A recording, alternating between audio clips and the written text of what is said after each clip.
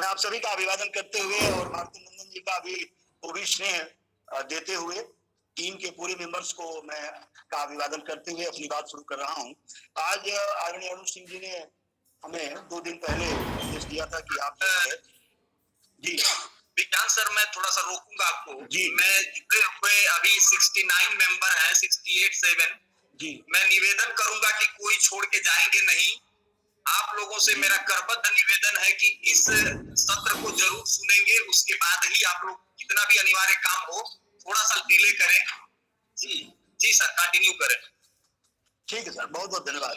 तो आपने जब कहा कि एक आधारशिला पर चर्चा होनी चाहिए, तो निश्चित रूप से प्रासंगिक है इस समय। आज के समय में हमारी जो है प्राथमिकताओं में है, और जिस समय मिशन प्रेरणा की शुरुआत हुई थी उसी समय से ये इन हस्त पुस्तिकाओं का निर्माण शुरू हो गया था।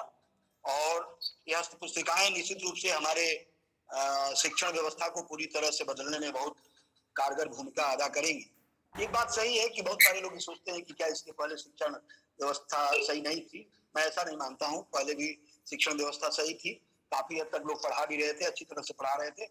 ये है कि उसको डॉक्यूमेंटेशन उसका सही ढंग से नहीं हो पाता था, ये मैं मानता हूं। और जो ये मिशन प्रेरणा है, डॉक्यूमेंटेशन की तरफ जोर दिया है, तो इसलिए यह ज्यादा सफल हो सकता है, इसकी संभावना है। ये है कि इसके बाद भी इस मिशन प्रेरणा में भी बहुत सारे काम और भी करने होंगे। समय समय पर जैसी परिस्थितियां आएंगी लोग इसमें सुधार करेंगे, मुझे पूरा विश्वास है। लेकिन ये सब कुछ तभी सफल होगा जब हमारे गुरुजन, हम सभी, केवल इसलिए नहीं कि हम नौकरी कर रहे हैं, बल्कि इसलिए कि यह समाज और यह देश जिसमें हम रह रहे हैं वह हमारा है। और हम एक राष्ट्रभक्त शिक्षक के रूप में, एक राष्ट्रवादी शब्द तो नहीं प्रयोग करूंगा, एक देशभक्त, क्योंकि राष्ट्रवादी शब्द की बहुत सारी व्याख्याएं लोग करने लगते हैं, लेकिन मैं ये जरूर कहूंगा कि देशभक्त शिक्षक के रूप में हम अगर कार्य करें, देश में सैनिकों की जो भूमिका है, या किसानों की जो भूमिका है, या अन्य नेताओं की भूमिका है, अधिकारीगण की भूमिका है, उन भूमिकाओं से इतर मैं बहुत दावे के साथ कहना चाहता हूं कि शिक्षकों की भी एक महत्वपूर्ण भूमिका है। अंतर्राष्ट्रीय शिक्षक दिवस पर इस बात को मैंने रेखांकित करने का प्रयास किया था कि विश्व में वही देश सफल है, वही देश अच्छी स्थिति में है, चाहे वो कानून व्यवस्था की बात हो, चाहे वो सामाजिक संदर्भों में श्रेष्ठता की बात हो, वो वही देश सफल है जहां के शिक्षकों का अच्छा सम्मान है और जहां शिक्षक स्वयं भी सम्मानित है। तो मैं दोनों तरह के सम्मान की बात करता हूं। समाज को भी शिक्षक का सम्मान करना चाहिए और शिक्षक को स्वयं का भी सम्मान करना चाहिए। उन मानदंडों के आसपास खड़े होते दिखना चाहिए जिन मानदंडों के आसपास अच्छे शिक्षक की कल्पना होती है। तो इन्हीं शब्दों के साथ मैं आगे आधारशिला की तरफ आपको लिए चलता हूं। और आज मैं एक बात कहूं कि मिशन प्रेरणा में पहले भी आनंददायी शिक्षा की बात होती थी, रुचिकर शिक्षा की बात होती थी, और बाल केंद्रित शिक्षा की बात होती थी, और उस पर बहुत सारे काम हुए। संवाद के प्रशिक्षणों में मैं लगातार रहा, उसमें मैंने देखा कि इन सारी विषयों पर जोर दिया गया। एनसीएफ 2005 में भी इन सारी चीजों पर बहुत सारा जोर था। पहले के प्रशिक्षणों में भी इन चीजों पर जोर दिया गया, लेकिन उनका डॉक्यूमेंटेशन नहीं हो पाया। और कुछ कारण पहले ये भी थे कि इतने मॉडर्न शिक्षक जो इस समय हैं, शायद इतने मॉडर्न शिक्षक हमारे पास उस समय नहीं थे। हम किसी तरह से विद्यालयों को चला रहे थे, ये भी एक समस्या थी, इसलिए भी शायद हम उतना सफल नहीं हो पा रहे थे, मैं ये भी मानता हूँ। तो इस रूप में ही इसकी समीक्षा करना चाहता हूँ। लेकिन आज हमारे पास शिक्षकों की पर्याप्त संख्या है, बहुत विविध प्रकार के शिक्षक हैं, विभिन्न प्रकार की योग्यताओं से युक्त शिक्षक हमारे बीच में हैं, और बहुत अनुभवी शिक्षक भी हमारे बीच में हैं, जिन्होंने बहुत सारे विद्यालयों में, प्राइवेट विद्यालयों में, अन्य विद्यालयों में शिक्षण कार्य कर रखा है, हाईली एजुकेटेड भी हैं और हेजिटेशन से मुक्त भी है। और जो नॉर्मल हमारी सामाजिक जीवन में समस्याएं होती हैं, उनसे थोड़ा मुक्त होकर वो मॉडर्नाइज वे में सोच रहे हैं, अच्छा थिंक कर रहे हैं। तो उनके आने से भी हमारे विद्यालयों का स्तर सुधरा है, और सरकार भी निश्चित रूप से ध्यान दे रही है। सरकार का भी हम धन्यवाद करना चाहते हैं। तो कुल मिला के ऐसा वातावरण बना है कि हम अच्छा काम कर सकते हैं, अच्छा अवसर हमारे लिए है, और इसको कंटिन्यू रखें, इसको स्टैग्नेंट रखें, और इसे हम बनाए और बचाए रखें। यही हमारी कामना है और यही हमारी इच्छा भी है, ताकि हम लोगों के जाने के बाद भी जो मारुति नंदन जी जैसी एक पीढ़ी हमारे बीच में आ चुकी है। इस पीढ़ी पर विश्वास करके हम लोग रिटायर होंगे कि यह पीढ़ी हम लोगों के कार्यों को और आगे बढ़ाएगी और आगे ले जाएगी, और हम लोग और खुश होकर इन लोगों से कभी कभी बुढ़ापे में मिला करेंगे। तो आइए हम लोग बात करते हैं आधारशिला क्या है और क्यों इसकी आवश्यकता है। देखिए, प्रारंभिक शिक्षा में जो बच्चे हैं उनकी दक्षताओं को अच्छी तरह से निर्धारित किया जा सके कि वो संबंधित कक्षा की दक्षताएं प्राप्त कर सके। इसके लिए बहुत जरूरी है कि हम बच्चों की आधारशिला को मजबूत करें, यानी फाउंडेशन को बेहतर बनाएं। जो फाउंडेशनल लर्निंग का कॉन्सेप्ट है या आधारशिला का जो कॉन्सेप्ट है वो कुछ इसी के इर्द गिर्द है। देखिए, हम अच्छी तरह जानते हैं कि जब बच्चा, कोई भी बच्चा अगर शुरुआती दौर में 8वीं वर्ष की उम्र तक जितना वो सीख लेता है, वही संस्कार और वही जो उसकी बेसिक शैक्षणिक अर्हता जो है भविष्य में उसको आगे ले जाती है और बेहतर स्टूडेंट के रूप में वो आगे बढ़ता है। कभी कभी ऐसा होता है कि बच्चे जो शुरुआती दौर में भाषा और गणित में कमजोर रहते हैं, तो वो आगे चलकर आप देखते होंगे कि धीरे धीरे वो बच्चे आउट ऑफ स्कूल हो जाते हैं और बच्चे पढ़ने में रुचि नहीं लेते हैं और एक कमजोर छात्र के रूप में अपना पूरा जीवन गुजार देते हैं, और शायद वो जान भी नहीं पाते हैं कि हमारे साथ यह कब ऐसा घटित हो गया। इसलिए एक संवेदनशील शिक्षक के रूप में हम सबकी जिम्मेदारी है कि हम बच्चों की आधारभूत जो शिक्षा है, यानी जो फाउंडेशनल लर्निंग है, उसको बहुत गंभीरता से लें, उसको बहुत ही सिंसियरली अटेंड करें। क्योंकि अगर ऐसा हम नहीं करते हैं तो मैं मानता हूं कि हम लोग आगे चलकर उस बच्चे को एक अच्छे स्टूडेंट के रूप में अपना जीवन जीने के लिए समर्थ बनाने में सफल नहीं हो पाएंगे। तो आधारशिला कुल मिला के इन्हीं संदर्भों को लेकर आगे बढ़ रही है, और इसीलिए जो 3 हस्त पुस्तिकाएं विकसित की गई हैं प्रेरणा मिशन द्वारा, उसमें आधारशिला और ध्यानाकर्षण और शिक्षण संग्रह तीनों महत्वपूर्ण जो हमारे पुस्तिकाएं हैं, और इसमें आधारशिला तो कक्षा 1 से लेकर 3 तक के लिए बहुत महत्वपूर्ण है।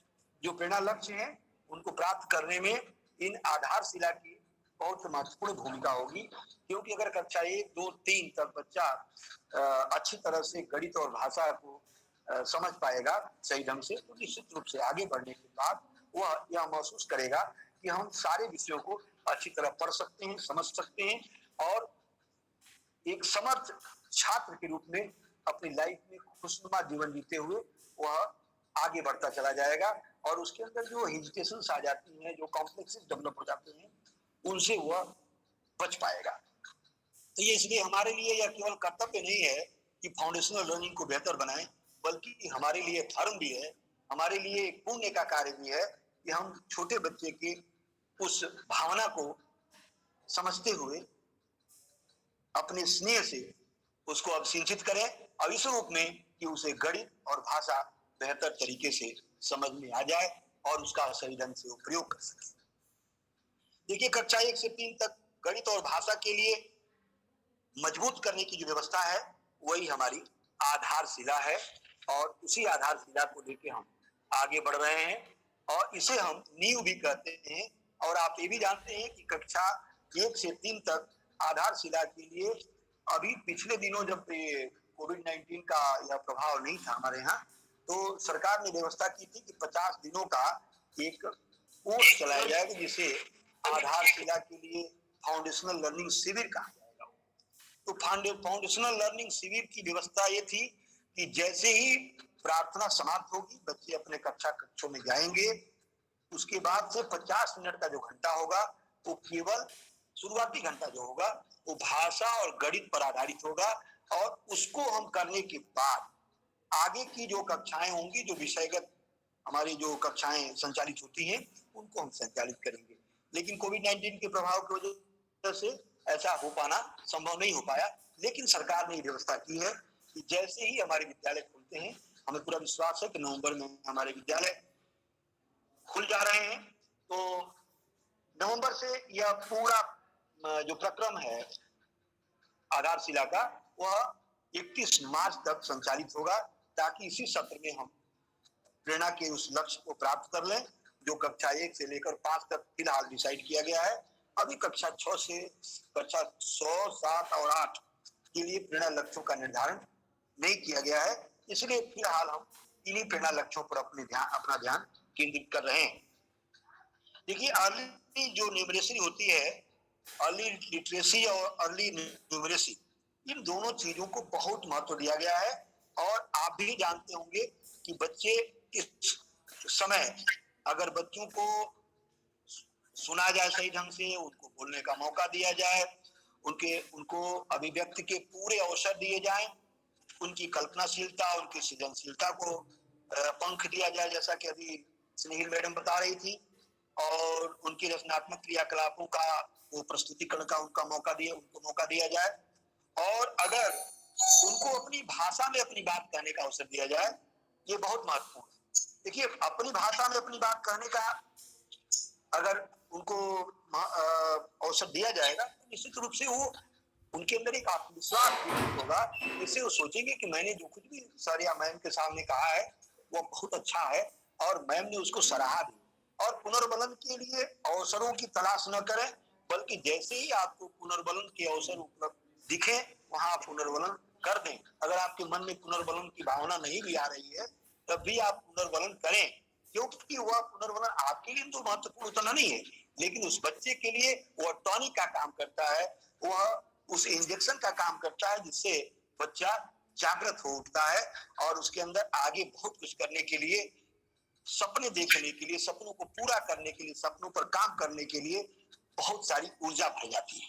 इसलिए हम बहुत मस्ती में आकर बच्चों के साथ स्नेहित व्यवहार करें, और मुझे लगता है कि अगर ऐसा हम करते हैं तो हमारे जो प्रेरणा लक्ष्य हैं वो तो पूरे होंगे ही, साथ साथ हमारे जीवन का लक्ष्य भी पूरा होगा और बच्चे के जीवन का लक्ष्य भी पूरा हो जाएगा।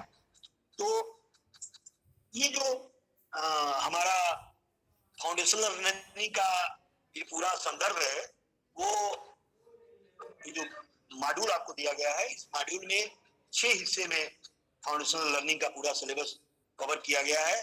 पहले तो शुरुआत के भाग 1 में फाउंडेशनल लर्निंग की अवधारणा क्या है, उसकी आवश्यकता क्या है, इस पर प्रकाश डाला गया है। उसके बाद आरंभिक स्तर पर भाषा की शिक्षा का विकास कैसे करें, उसके बाद आरंभिक स्तर पर गणितीय दक्षता का विकास कैसे किया जाए, संख्या पूर्व अवधारणाएं क्या है, इस पर भी चर्चा की गई है। कक्षा 1, कक्षा 3, 4, 5 में भी भाषा, गणित और परिवेश के अध्ययन पर भी जोर दिया गया है। कक्षा 1, 2 में परिवेश की बात नहीं की गई है। उसके बाद आकलन के विधियों पर भी चर्चा की गई है और कोशिश की गई है कि आकलन के बेहतर तरीके अपनाए जाएं, जिससे बच्चों ने जो कुछ सीखा है उसको हम समझ सकें और अपने शिक्षण विधि में, या जैसे शिक्षण योजना की चर्चा अभी सोनम गुप्ता जी कर रहे थे, तो उसको भी हम बेहतर कर सकें। इसके बाद परिशिष्ट के रूप में बहुत सारी चीजें दी गई हैं। तो इस तरह से हम लोग बात आगे कर रहे थे कि सबसे पहली चीज हम बात करेंगे कि भाषा पर। देखिए, सबसे महत्वपूर्ण बात यह है कि जब भाषा और गणित की बुनियादी समझ विकसित होगी तभी हम फाउंडेशनल लर्निंग में परिवर्तन देख पाएंगे। अब यह जो फाउंडेशनल लर्निंग का कॉन्सेप्ट है वो बुनियादी समझ विकसित करना बच्चे की। अब बुनियादी समझ क्या होती है? जैसे बच्चा जो कुछ भी देख रहा है, समझ रहा है, भाषा और गणित के स्तर पर मैं बात कर रहा हूं, तो बुनियादी स्तर पर वो सारी चीजें सही ढंग से उसके समझ में आए, ये ज्यादा महत्वपूर्ण है। जैसे वो बुरा कर रहा है तो उसमें जो गलतियां हो सकती हैं वो क्यों नहीं होनी चाहिए, क्यों हो जा रही हैं और कैसे उसको ठीक किया जाए, इसकी समझ उसको होनी चाहिए। पढ़ने में जो दिक्कतें आ रही हैं, जैसे सुनना, बोलना, पढ़ना और लिखना, इन सारी स्टेप्स पे अलग अलग कैसे आप काम कर सकते हैं, कैसे इनको सुदृढ़ कर सकते हैं, तो इनकी बुनियादी समझ विकसित करना ये हमारा दायित्व है। और ये हम विकसित करेंगे बहुत बारीकी से जब काम करेंगे तब। और इसके बाद अन्य विषयों के लिए भी उन्हीं चीजें न्यू बन जाएंगी। आप जानते हैं कि अगर भाषा बच्चे की अच्छी है तो हिंदी, वह विज्ञान भी अच्छा पढ़ लेगा, वो पर्यावरण भी अच्छा पढ़ लेगा, कृषि विज्ञान भी अच्छा पढ़ लेगा, गणित में भी वो अच्छी समझ कर पाएगा। क्योंकि जो शब्दावली होती है, जो वार्तिक प्रश्न होते हैं, आप देखते होंगे कि बहुत सारे बच्चे तो वार्तिक प्रश्नों की का मायने ही नहीं समझ पाते, इसीलिए वो मौखिक और जो आंखिक प्रश्न होते हैं उनके उत्तर तो दे देते हैं, लेकिन वार्षिक प्रश्नों का उत्तर इसलिए भी नहीं दे पाते हैं कि वार्षिक प्रश्नों का अर्थ ही उनके समझ में नहीं आता बहुत सारे बच्चों के। आप भी अपने जीवन में कभी कभी इस बात का अनुभव किए हो। तो इस तरह से जब भाषा अच्छी होगी तो बच्चा गणित, विज्ञान या सोशल साइंसेज के जो सब्जेक्ट्स हैं उनको सही ढंग से समझ पाएगा। इसलिए भाषा के विकास और भाषा की बुनियादी समझ को विकसित करना हमारी जिम्मेदारी है, और फाउंडेशनल लर्निंग इसी पर जोर देने के लिए आपको कह रहा है। तो इसके बाद कार्य व्यवहार में भी सकारात्मक परिवर्तन होगा। आप जानते हैं जब किसी बच्चे के अंदर ज्ञान अच्छा हो जाता है या उसकी समझ अच्छी हो जाती है, उसके अंदर आत्मविश्वास आता है और उसके व्यवहार में भी सकारात्मक परिवर्तन आने लगते हैं। ये उसके बाद आप देखते होंगे कि जो मानवीय मूल्य हैं, मानवीय मूल्य जैसे एक दूसरे के साथ सहयोग करना, संवेदनशीलता का व्यवहार करना, सामूहिकता के साथ रहना, भावात्मक और क्रियात्मक जो विकास होता है, ये सारी चीजें भी तभी विकसित होती हैं जब बच्चे का बुनियादी जो भाषा और गणित का विकास सही ढंग से होता है।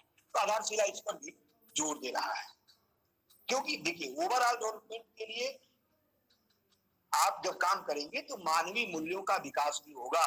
और जिस तरह से आज के पढ़े लिखे समाज में बहुत सारी साक्षरता होने के बावजूद हम जिस तरह के क्रियाकलाप सामाजिक स्तर पर घटते हुए दिख रहे हैं, सोशल मीडिया या प्रिंट मीडिया या इलेक्ट्रॉनिक मीडिया के माध्यम से, वह बहुत दुखद। और कहीं न कहीं हम शिक्षकों की जिम्मेदारी तो है उसका परिमार्जन करने की, उसको दिशा देने की।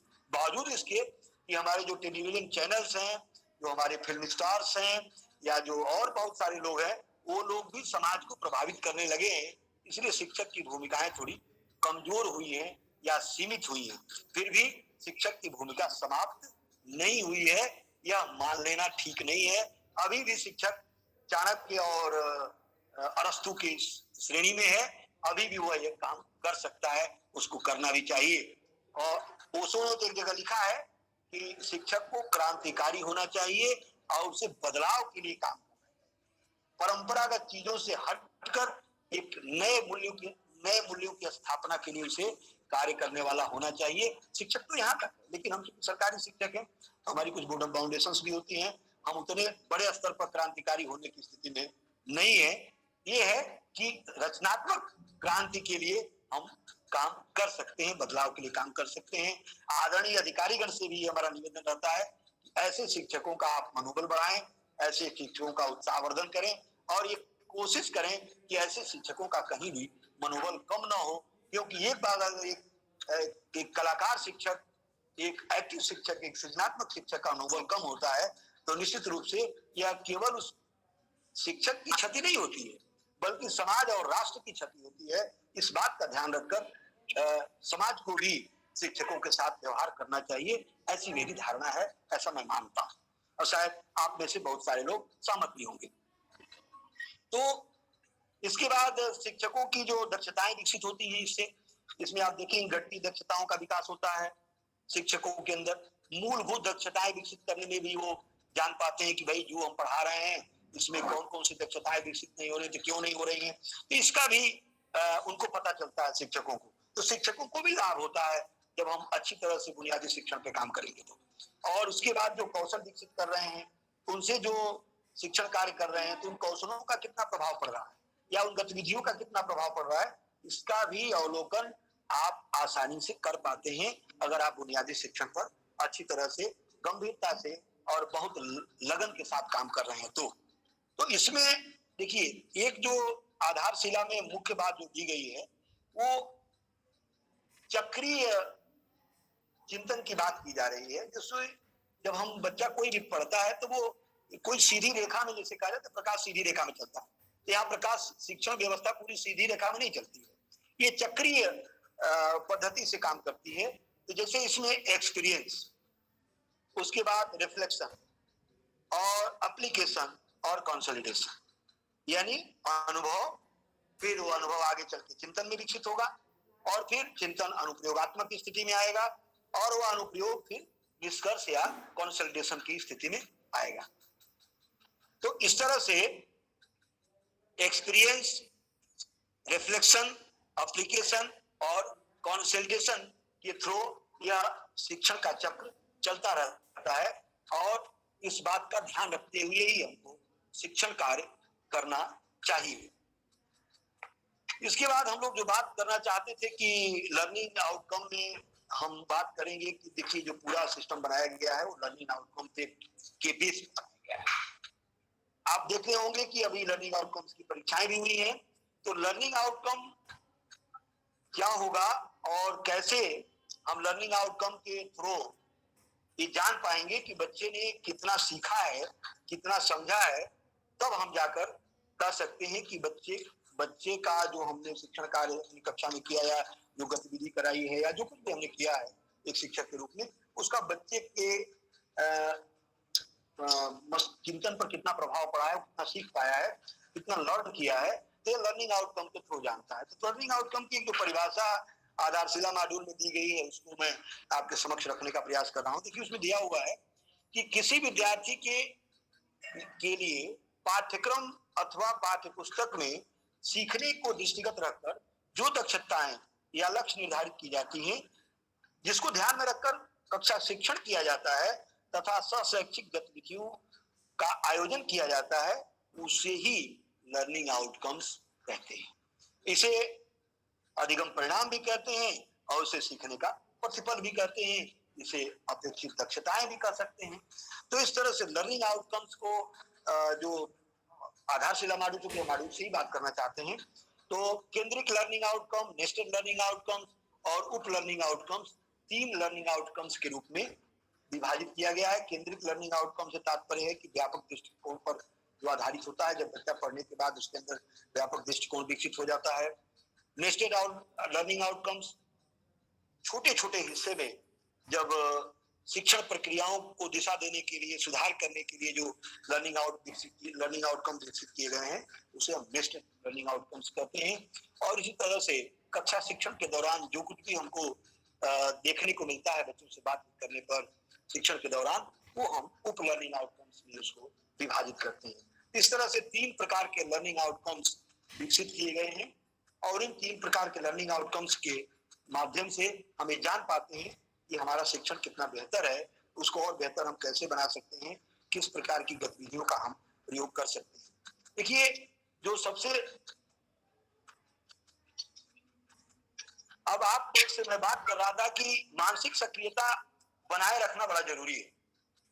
कभी कभी क्या होता है कि हम लोग जब शिक्षण कार्य करते हैं तो अब चूंकि हम लोग ज्यादा पढ़े लिखे हैं संयोग से, तो हम लोग लेक्चर मेथड के आदी, और हम लोग भी जाते हैं तो विषय पर खूब बोलते हैं और सही ढंग से बोलते हैं। मुझे उस पर हमको गर्व भी है कि हमारे शिक्षक इतने विद्वान हैं कि धारा प्रवाह बहुत लंबे समय तक बहुत सारी चीजें कह पाते हैं। लेकिन कभी कभी देखते हैं कि बच्चा उसको सीखता नहीं, या बच्चे को कुछ लर्न नहीं होता है, या बच्चा कुछ बता नहीं पाता है बाद में पूछने के बाद। तो बड़ी स्थिति अपने को भी बड़ा कष्ट होता है कि यार हमने इतनी मेहनत की, हमको भी लगा कि हम बहुत अच्छा पढ़ा रहे थे और बच्चे ने तो कुछ सीखा ही नहीं। तो इस निरर्थकता के बोध से बहुत पीड़ा होती है। तो इससे बचने के लिए जरूरी है कि हम बच्चे के अंदर मानसिक सक्रियता को बनाए रखें, और यह तभी संभव है जब हम अपनी गतिविधियों में विविधता लाएं और रोचकता लाएं, उसमें चुनौतियों को उपस्थित करें। देखिए छोटी छोटी रोचक क्रियाएं जो होती हैं, जैसे हम गतिविधि की चर्चा कर रहे हैं, छोटी छोटी रोचक क्रियाएं एक श्रृंखला में जो चिंतन को एक विशेष दिशा में ले जाती हैं, जिससे सीखना रोचक हो जाता है और स्वाभाविक हो जाता है, उसे ही हम गतिविधि कहते हैं। अब होता क्या है कि गतिविधि में प्राय हम लोग गतिविधियों में ऐसा करते हैं कि जैसे लगता है कि जो कुछ भी कर रहे हैं सब गतिविधियां, नहीं। गतिविधियां हमेशा शिक्षण योजना की हिस्सा हैं, या टुकड़ों में वो हैं, तो टुकड़ों में भी वो शिक्षण आपके शिक्षण योजना को सफल बनाए, इस पर बहुत ध्यान देना आवश्यक होता है। तो इसलिए जो अनुभव, चिंतन, अनुप्रयोग और समेकन, ये चारों स्टेप्स हैं, वो भी आपकी गतिविधियों के हिस्से में शामिल होने चाहिए। अगर ऐसा नहीं होता है तो मुझे लगता है कि शिक्षण योजना हमारी सफल नहीं है। लेकिन गतिविधियों में क्या हम क्या पूरा विद्यालय हमारी गतिविधियों को समर्पित है? मैं ऐसा नहीं मानता हूँ, आप भी ऐसा नहीं मानते होंगे। मैं तो मानता हूँ कि गतिविधियां उसमें प्रक्रिया के आधार पर गतिविधियां 4 प्रकार की होती हैं और ये 4 प्रकार की जो गतिविधियां होती हैं उसमें मौखिक गतिविधियों का बड़ा देखिए फाउंडेशनल लर्निंग की जब आप बात करेंगे तो जब तक मौखिक गतिविधियों को नहीं सामने लाएंगे तब तक हमारे शिक्षण का कोई महत्व। जैसे हम जाते ही कक्षा कक्ष में अगर कुछ लिखना शुरू कर देंगे, बच्चों से कोई बात नहीं करेंगे तो निश्चित रूप से बच्चे न हमको समझ पाएंगे न बच्चों को हम समझ पाएंगे। इसलिए मौखिक गतिविधियों पर शुरुआती कक्षाओं में फाउंडेशनल लर्निंग की कक्षाओं में ध्यान देना बहुत आवश्यक है। और इसमें देखिए इससे बच्चों में मुखरता आती है। आप इसके लिए कहानी, कविता, भाव को चुन सकते हैं, चर्चाओं को शामिल कर सकते हैं। सबसे पहले तो हम बच्चों से उनका हाल चाल पूछ सकते हैं, उनके परिवेश की चर्चा कर सकते हैं, उनके परिवार की चर्चा कर सकते हैं। बहुत सारी ऐसी बातें हैं जो बच्चे आपसे कहना चाहते हैं लेकिन आपको वो हुआ समझते हैं। वो समझते हैं कि सर जी बहुत बड़े आदमी हैं, बहुत क्वालिफाइड होंगे, बहुत बड़े हैं, बहुत सुंदर कपड़ा भी पहने हैं, बहुत स्मार्ट हैं, तो शायद हम जो बात कर रहे हैं इनके लायक न हो। इसलिए बच्चे के उसके धरातल पर जाकर हमको उससे बात करनी होगी। एक बात मैं कहूंगा, आपने देखा होगा रामायण सीरियल में, मैं थोड़ा इधर जा रहा हूं, रामायण सीरियल में आपने देखा होगा कि कुंभकर्ण जो है अपने भाई विभीषण को अपने हाथ पर उठा लेते हैं और हाथ पर उठाकर उनसे बात करते हैं। क्यों? क्योंकि उनको पता है कि विभीषण का लेवल बहुत नीचे का है, अर्थात वह हमसे शक्ति और सामर्थ्य में कमजोर है या हमसे ऊंचाई उसकी कम है, इसलिए वो यह प्रयास करते हैं। इसी तरह से हमको भी बच्चों को अपने पास लाकर या बच्चे के नीचे जाकर, बच्चे के धरातल पर जाकर उसको समझना होगा और या उसको समझाना होगा कि मैं कोई बहुत बड़ा आदमी नहीं हूं, मैं तुम्हारे घर का ही हूं, तुम्हारे जैसा ही हूं, तुम्हारे परिवार, तुम्हारे रिश्तेदारों जैसा ही हूं।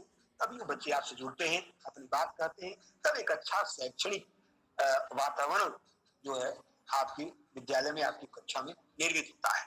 तो इस तरह से आप, लेकिन मौखिक गतिविधि जो है बहुत लंबे समय तक न खींचे। बातचीत के क्रम में इसे आप 10 से 15 मिनट तक रख सकते हैं। और इसके बाद लिखित गतिविधियों की हम बात करेंगे तो लिखित गतिविधियां बहुत आवश्यक हैं। जब बच्चे बातचीत कर लेते हैं, कॉन्फिडेंस आ जाता है, उसके बाद हम उंगली फिराना है, पैटर्न बनाना है, रंग भरना है, लाइनें खींचना है, उसके लिए एक सूची बना सकते हैं हम कि क्रमवार इसको क्या क्या काम कब कब कराएंगे, शुरुआत में क्या करेंगे, लास्ट में कैसे उसको आगे ले जाएंगे। इस तरह की लिखित गतिविधियों के लिए हमको 20 से 25 मिनट का समय देना होता है। इतने में लिखित गतिविधियों का काम पूरा हो जाता है। जो भी गतिविधियां लिखित रूप से हों उनको आप देखें जरूर, उनको समझे जरूर, इस बात का ध्यान देना आवश्यक है। इसके बाद सामग्री आधारित गतिविधियां हैं। ऐसी गतिविधियां आप जानते हैं कि मूर्त से अमूर्त की तरफ, शुरुआती दौर में तो बच्चे बहुत कुछ नहीं जानते हैं, बहुत दार्शनिक प्रकृति के तो होते नहीं है, तो इसलिए उनको मूर्त चीजों से हम व्यवहार कराएं और उस सामग्री से व्यवहार कराएं, उसके बाद उनको लेकर आगे जाएं ताकि बच्चे अमूर्त की कल्पना को भी समझने में समर्थ हो सके।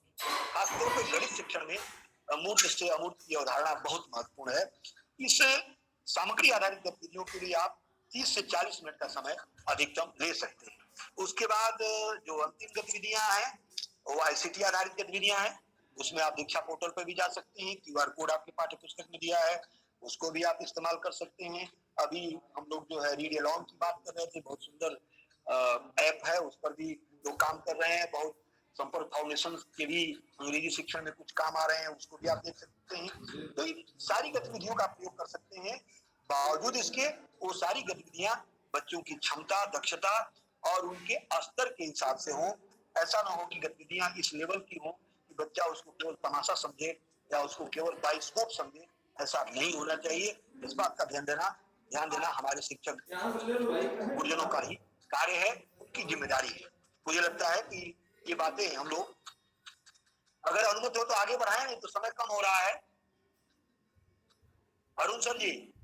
जी सर, शॉर्ट में कर ले, हो गया। हाँ, उसको समय पे है। देखिए एक चीज जो हम बात कर रहे थे भाषा में, तो भाषा में सुनना, बोलना, पढ़ना, लिखना, ये 4 जो योग्यताएं हैं बच्चे के अंदर, दक्षताएं हैं, वो विकसित करना हमारा काम है। सुनना,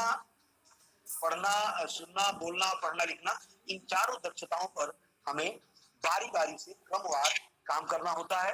और इनमें इनके लिए भी जो हमारा आधारशिला मॉड्यूल है उसमें मानक दिए हुए हैं कि कैसे हम जानेंगे कि बच्चा सही ढंग से सुन रहा है कि नहीं सुन रहा है, मानक अनुसार सुन रहा है कि नहीं सुन रहा है। बोलने में भी इन बातों का ध्यान रखेंगे, पढ़ने में भी उन मानकों का ध्यान रखेंगे, लिखने में भी इन मानकों का ध्यान रखेंगे, क्योंकि जो आपको प्रेरणा तालिकाएं मिलेंगी उनमें सारी चीजें दी गई और इन प्रेरणा तालिकाओं को भरते समय अगर उन मानकों को आप ध्यान रखकर अपना शिक्षण कार्य नहीं करेंगे तो अपेक्षित लर्निंग आउटकम्स नहीं प्राप्त होंगे। इसलिए आप इन सारी दक्षताओं जैसे सुनना, बोलना, पढ़ना, लिखना पर काम करते समय उन मानकों का ध्यान रखेंगे। हम लोग पिछले ट्रेनिंग्स में इस पर चर्चा कर भी चुके हैं। अब यहाँ चूंकि समय कम है, नहीं तो हम उस पर विस्तार से आपसे चर्चा करते। उसके बाद गणितीय विकास की जब हम बात करते हैं तो देखिए गणितीय विकास में ELPS बहुत ELPS यानी एक्सपीरियंस, लैंग्वेज, पिक्चर और सिंबल।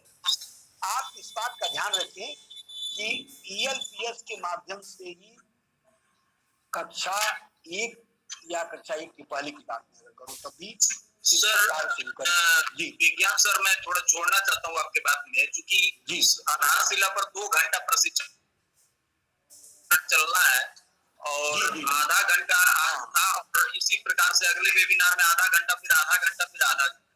तो अच्छा इस तरह से है, ये चाहेंगे कि तो ठीक, हाँ जी, तो आप समेकित करें और आधारशिला को और आगे कर रहे हैं। ठीक है, बहुत बहुत धन्यवाद। मैं सोच भी रहा था कि हमको कोई कुछ कह नहीं रहा, मैं चलता चला जा रहा हूँ। तो देखिए इस तरह से हम भाषा और गणित के विकास पर आधारशिला में कक्षा 1, 2, 3 में इस पर काम करना हमको, और मुझे लगता है कि आने वाले समय में जैसे हमारे विद्यालय खुलते हैं हम इस पर बेहतर ढंग से काम करेंगे और प्रेरणा लक्ष्यों को प्राप्त करेंगे। और केवल प्रेरणा लक्ष्य को ही नहीं प्राप्त करेंगे, एक अच्छे शिक्षक के रूप में जो हमको पुण्य प्राप्त होता है, जो इस समाज और देश को उपलब्धि प्राप्त होती है, वो भी हमें प्राप्त होगा। आप सभी ने मुझे धैर्यपूर्वक सुना और मुझे ये अवसर दिया कि मैं अपनी बात आपके समक्ष रख सकूं। प्रेरणा आधारशिला इतना बड़ा मॉड्यूल है, इतना महत्वपूर्ण मॉड्यूल है, इस पर चर्चा की जाए तो बहुत लंबा समय कभी भी लग सकता है इसकी व्याख्या करने में। तो आप सभी का बहुत बहुत धन्यवाद कि आप सभी ने बात किया और बात सुनी मेरी, और अपनी बात मुझे भी कही तो मैंने सुना भी आपको, और मैं आपसे बहुत मोटिवेट हुआ हूँ। आज की पिछले बार मैं जुड़ नहीं पाया था, आज मैं जुड़ के आपसे बहुत कुछ सीखा हूँ और इस वेबिनार के लिए मेरी शुभकामनाएं। और मारुति जी आगे आप इस वेबिनार को आगे बढ़ाने का कष्ट करें। बहुत धन्यवाद आप सर। मारुति सर आप अपनी गति पकड़े, उससे पहले मैं थोड़ा सा एक चीज कहना चाहता हूँ कि आप मुझे भी 5 मिनट का टाइम दीजिएगा। जो गूगल फॉर्म भरवाया था उस पर क्या क्या सुझाव आया है लोगों का, वो बोलना है। और प्रतिज्ञा त्रिवेदी मैम महोबा से जुड़ी है, थोड़ा सा 2 या 3 मिनट का इनको समय दे दीजिए। और ब्रजेश राय सर, दीपक जायसवाल सर, इन लोगों से भी 2-2 मिनट का समय दे लीजिएगा। बाकी जो लोग अब नहीं बोल पाए उनसे क्षमा प्रार्थी हूँ। अगली बार जो है फिर हम लोग मौका देंगे आप लोगों को। आप लोग धैर्य से थोड़ा सा और 15 मिनट जुड़े रहे।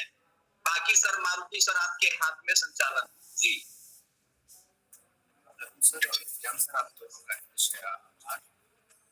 निश्चित रूप से विज्ञान सर आधारशिला पर विचार रख रहे थे कि आधारशिला क्या है, कैसे ELPS और बच्चों को विकसित करेंगे, इसका ध्यान रखेंगे। अरुण सर आपकी माइक से आवाज आ रही है, धन्यवाद।